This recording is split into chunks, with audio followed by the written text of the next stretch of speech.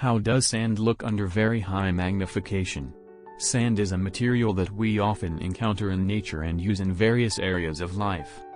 However, when we zoom in on sand at a microscopic level, its ordinary mass transforms into an incredible spectacle, full of astonishing details and forms.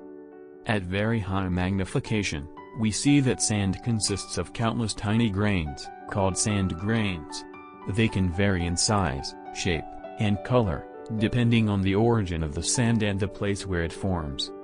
One of the most interesting properties of sand under high magnification is its unique structure.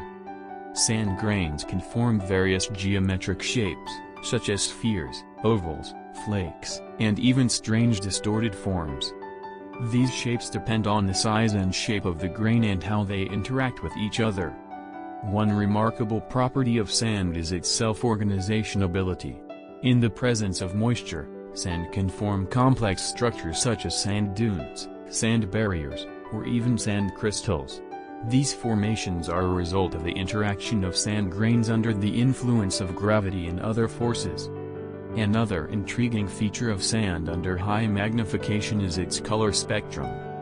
To the naked eye, sand may appear simply beige or yellow, but upon closer examination, we discover that sand grains can have different shades, including red, orange, brown, and even black. This is due to the presence of various minerals and elements within the sand grains. Furthermore, sand under very high magnification can reveal its microscopic details, such as microcracks, tiny bumps, and porous structures. These details may be the result of the impact of wind, water, or other physical processes on the sand grains. Studying sand under very high magnification allows us to peek into the world of invisible details that usually go unnoticed. It helps us better understand the nature and properties of this ordinary material and its significance in our lives. Ultimately, sand is not just a simple material but a source of an infinite world of astonishing shapes, textures, and colors.